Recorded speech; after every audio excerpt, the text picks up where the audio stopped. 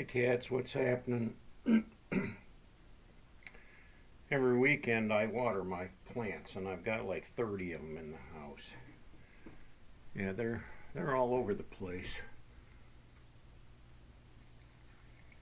They're like babies. They got to be nurtured and taken care of. My Christmas cactus have been blooming, and they've been blooming for about a month now. Some of them are just getting ready to blossom, and some of them just barely have little tiny blossoms. So they'll probably be blossoming all the way through Christmas, I'm going to guess, the way they look. But I transplanted some of them. I started out with just one. I had this one, and it was having some problems. So I took some sprigs and I put some in there, and I put some in there, and so now I've got 3 Christmas cactus here, and I just think they're beautiful. But I keep them in this back bedroom because they're by this window that faces the south. So they get a lot of sun all day, and they do very well here.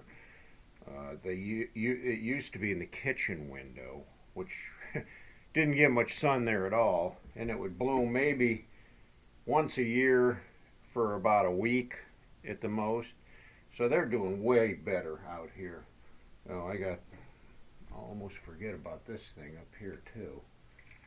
It drinks a lot of water. I like to step outside in the morning and just feel the fresh air, and it's brisk. It's cold out here. Still damp too. I almost feel like a misty rain coming down. The weather has really taken a turn for the, I don't know if I'd say for the worse. Lots of rain, even a couple days of snow, and one really bad storm where it got super windy here and it blew out my power, and it also ripped my flag, so I've got to reconnect that up, which I'll probably do today. But yeah, it's just a little over a week ago I was out on the bike, and now it's like I think that's over with because they threw some salt down on the roads now, and bike ain't going out in the salt. So yeah. Oh, it's cold out here. It's windy, it's damp. I'm going back in.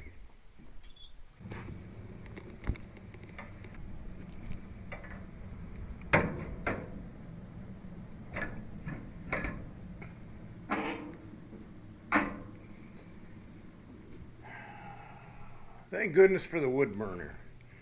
It's keeping it really nice and toasty warm in here and comfortable. And the Christmas tree adds a little warmth to the holiday.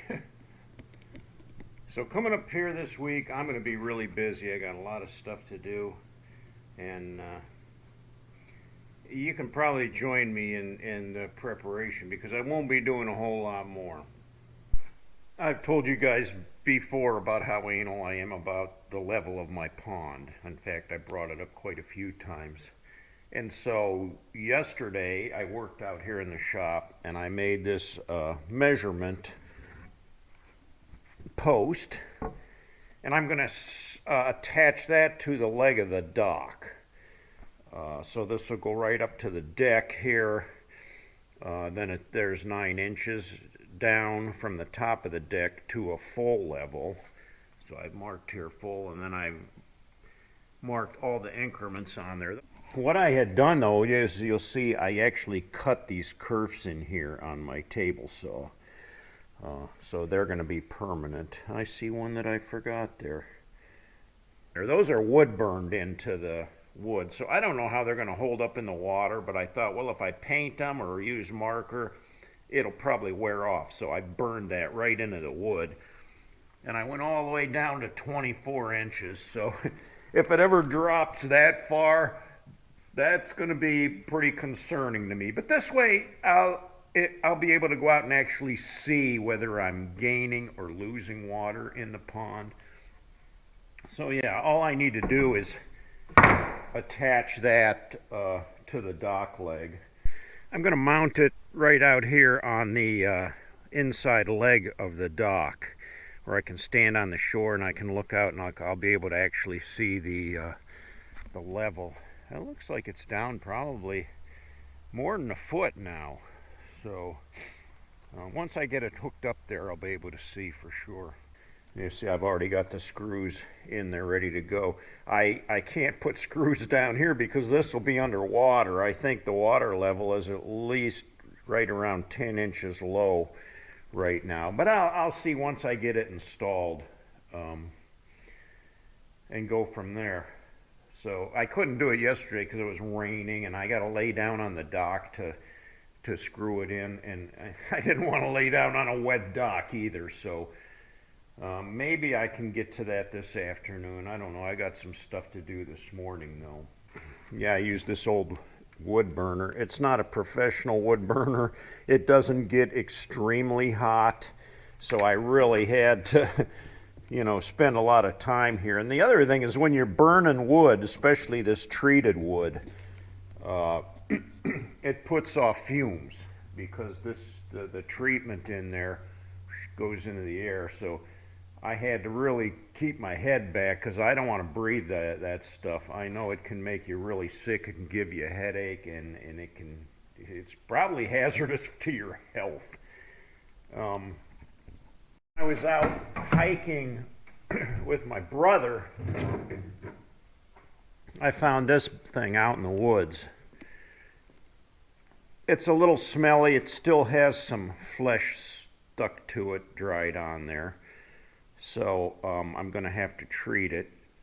And what I've done in the past is put it in a bucket with some bleach solution. But I don't want to do that because the bleach will actually degrade some of the bone. It softens up the bone, and I don't want that. So what I'm going to use is hydrogen peroxide. Now that's a different story.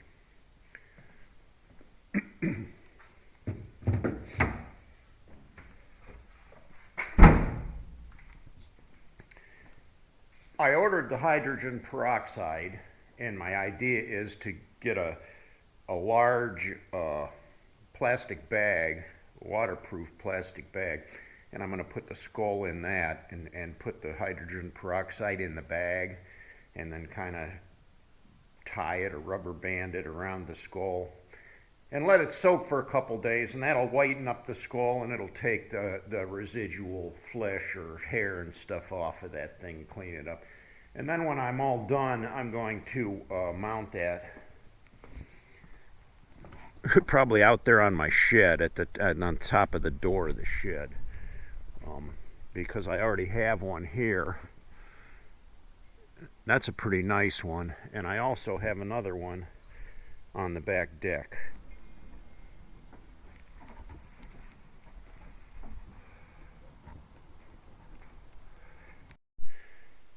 So rather than going to Walmart and buying a dozen little 12-ounce bottles of hydrogen peroxide, I went online and it was cheaper for me to get a whole gallon of it.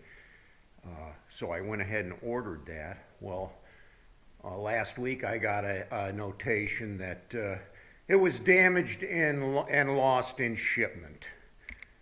And they were going to contact the seller and let the seller know that it was disposed of. So I never received it, and I haven't heard anything back yet. I guess that's the risk you take about ordering things online. Now, this isn't the first time I've had it. Within the last month, I ordered a new pair of sunglasses, and when I got them, they weren't working right. The one ear thing was bound up, and I couldn't get it to work. I couldn't get it to open up where I could even fit it on my head comfortably. So I contacted them, and I still don't have a replacement for that yet. And then I had another item that I ordered, and I got a notation that, oh, sorry, it's out of stock. Well, they took my payment. But other than that, I got nothing in return. So, Yeah, I still have to get a hold of them and get that straightened out because if you're going to post something online and it specifically said that it's currently in stock and ready to ship, and then a couple days later, sorry, this item is not in stock. Are you kidding me? Why do you even have it on the internet? And that happened to me with with Indian Larry too, because when I ordered the T-shirt. At the time that I ordered it, the order went through, but they didn't have it in stock.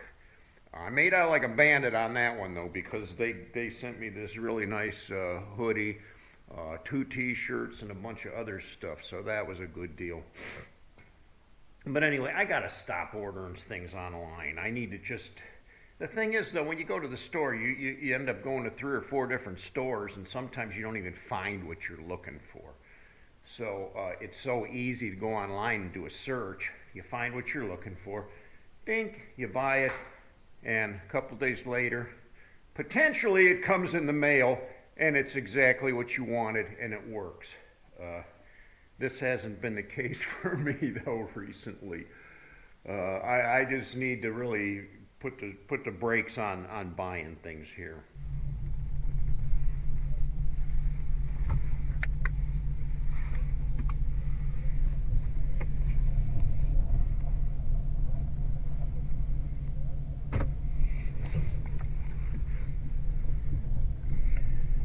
Well, I'm heading out this morning. I have an appointment to keep, and got some more things to do today too to keep me busy. I like staying busy. It keeps me out of trouble more or less. And with the weather turning sour like it's been, and not being able to ride, it's getting more and more difficult to find things to stay busy with, so I am going to have to come up with some kind of a hobby here to keep me occupied. I think I'm going to get into doing a little bit of, I wouldn't call it remodeling, but just finishing up some work in the house that has been neglected for many years. So that'll keep me busy. But along with those improvements, it costs a little bit of money, so I'm going to have to figure out how I'm going to, work this all into my budget too. Sometimes staying busy means spending a little bit of money, and I got to be careful about that. I tend to overspend more often than not. I'm on a limited budget. And I don't know, I think since I lost my wife, sometimes making purchases in a way kind of lifts my spirits and makes me feel better. Yeah, I don't know. And I'm kind of an impulse buyer too. If I think of something, boy, I sure could use that, I think, you know what, I'm just going to go buy it. And I don't think that's a very healthy thing to do either. So, yeah, I got to tighten up the bootstraps on that a little bit. Well, I'm going to put a wrap on this one, and thanks for joining me, cats. I appreciate your support. If you like my video, hit that thumbs up button, and if you haven't yet, please subscribe. And until next time, cats, I'll catch you all later.